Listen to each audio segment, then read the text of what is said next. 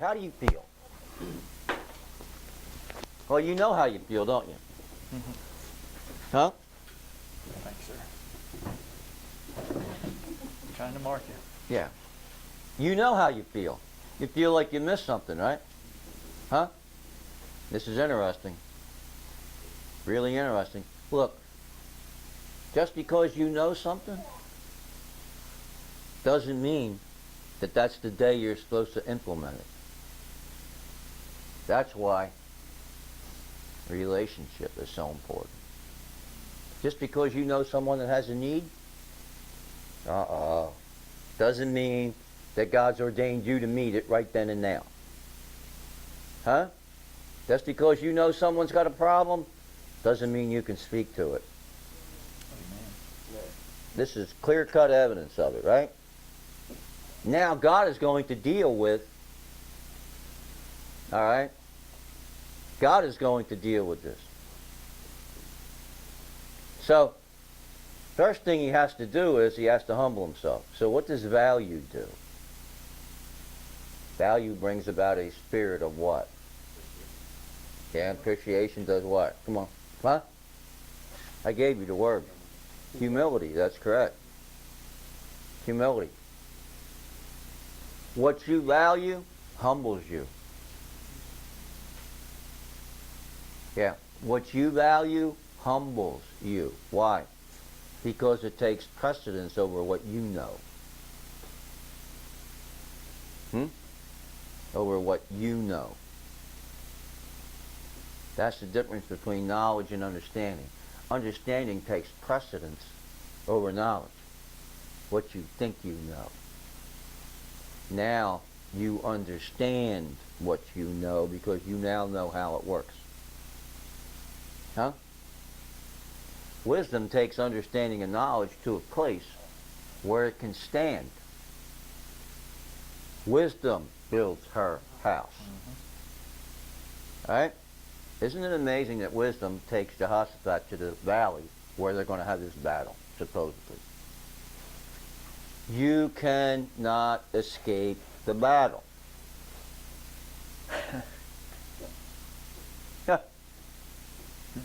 You cannot. Quit asking God, deliver me from the battle. I mean, it ain't going to happen. It just ain't. That's a word I like. It ain't going to happen. It'd be very easy for me to keep praying God, Lord, heal me so I don't have to have this surgery on Thursday. When I know in my heart that's not the way it works. So there are things you're going to have to go through. Amen. So that you have the experience of who He is.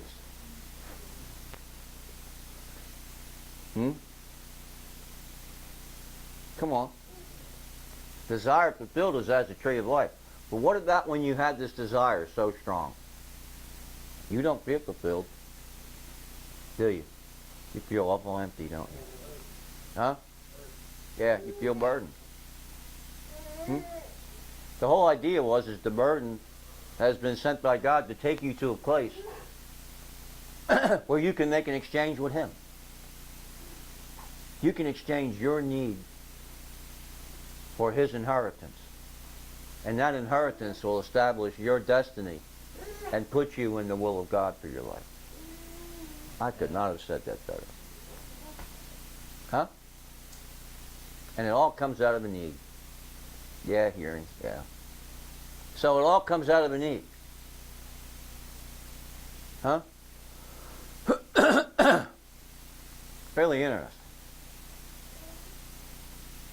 So, Jehoshaphat, he values what he believes because of what he was taught, and now God gives him an opportunity to.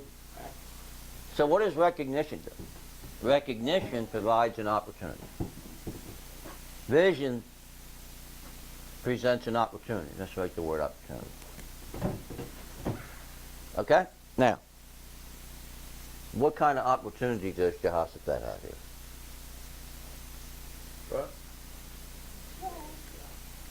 Well, Yeah, he's got an opportunity to trust. That's right. Okay. What and else? demonstrate that to the people because they watch Ah, him. a demonstration. Yeah. So God is not only going to deal with his enemy, but did it ever occur to you that God is going to establish you through this humility that you now possess? Wait a minute. I think he established Christ through the humility of Jesus. Oh my God. Huh? Did he not?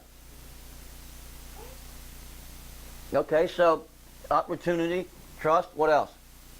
The establishment of leadership, kingship, what else? You're missing something here. What's the history of this event? Why is God allowing these three enemies to come up out of the wilderness?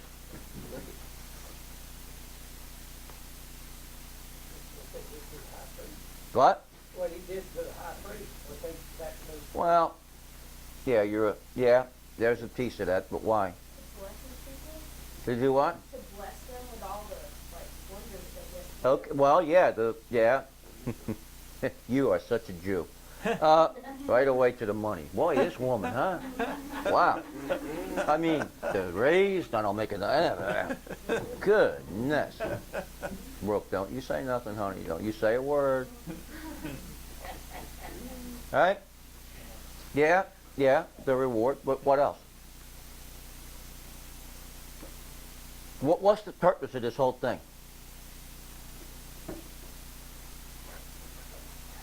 You're going to really like this. Write the word restoration up there. Now, why did I have him write restoration? Why?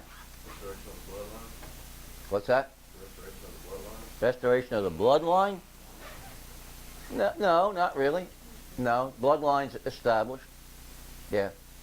they trust in God. Well, you're dancing with it a little. relationship. What? Relationship. Well, why did God allow these three enemies to come up out of the wilderness? The enemy would not move against you if they didn't see a weakness. No, the joy of the Lord is your strength. Joy defeats your enemy. Right? Not spiritual warfare. Right, so these three hoodlums are coming up out of the wilderness to plunder Israel because they're going to take advantage of a situation. And what's the situation? Why is God allowing this to happen? Why does Jehoshaphat feel powerless against it? Well, something needed to be restored. And this presented this. All right? So the enemy was presenting an opportunity for them to be, you mean like the harlot in John 8?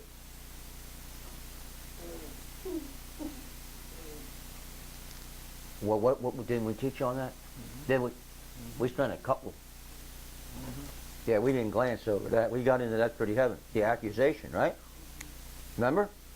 Now, let me ask you this. What was it that the enemy could legally accuse them of here in 2 Chronicles?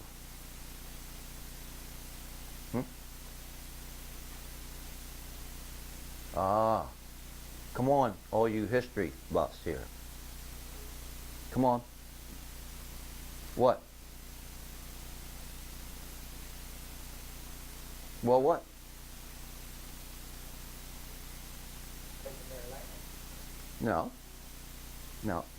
Something was built on their land. The idols of Ashtoreth and the Ashtaroth pole were still under every tree in Israel. The people of Israel had turned away from Jehovah and had worshipped Baal, which was the god of Moab, in case you missed it. So Moab was coming up out of the desert to claim what had been established in Israel for him to take possession of. The Ashtaroth poles, the worship of idols. And Jehoshaphat, he said, look, that ain't the answer. This is. You know what brought down Jehoshaphat's kingdom? Do you know what brought it down? He never took the Ashtaroth poles down. In other words, he kept doing things the same old way, expecting different results. Come on. No change. No change. Huh? When the whole idea of relationship is change. Because this produces this, which produces this, which produces that. Right? Which now gives this access to your life. Come on. Huh? Isn't that right? So he says, look, the Ashtaroth poles, forget that stuff. We need to return to God. So he humbles himself, he puts on sackcloth of ashes, he seeks the Lord, brings Israel together on a fast, right? And they all come together and they all start seeking God, and then he prays. What does he pray? What does Jehoshaphat pray? Well, look at it. What does he pray? Nice and loud. You, God of our fathers, are you not God in heaven? And do you not rule over all the kingdoms of the nations? Power and might are in your hand. There is no one able to take a stand against you. Oh, our God, did you not drive out the inhabitants of the land before your people Israel and give it forever to the descendants of your friend Abraham? They have led in it. They have built you a sanctuary in it for your name's sake.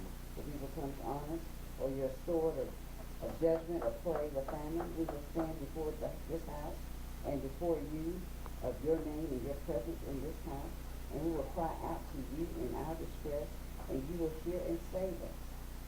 Now behold, the sons of Ammon and Moab and Mount Seir, whom you would not allow Israel to invade when they came from the land of Egypt, but they turned away from them and did not destroy them. Mm-hmm. Here they are, rewarding us by coming to drive us out of your possession, which you have given us is as an inheritance. All right, so let me just give you a jackism here. The reason that he didn't allow them to destroy him is because they didn't possess anything worth fighting over. But now they have an inheritance.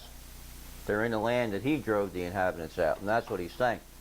So what's happening is Jehoshaphat is reminding Jehovah that they are where they are because of him.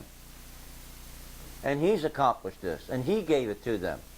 And you wouldn't let us go through there, so this is your inheritance that they're coming. They're coming to steal the inheritance that you've given us. You need to rise up and do something. That's what he's saying. And he's exactly correct.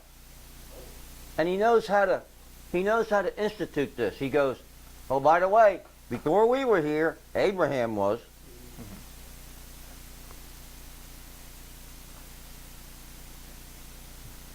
He immediately goes to a salt covenant.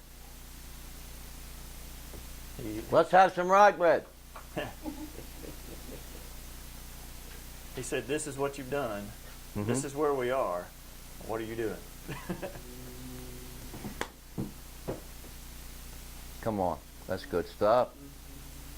Huh? Finish the rest of the prayer.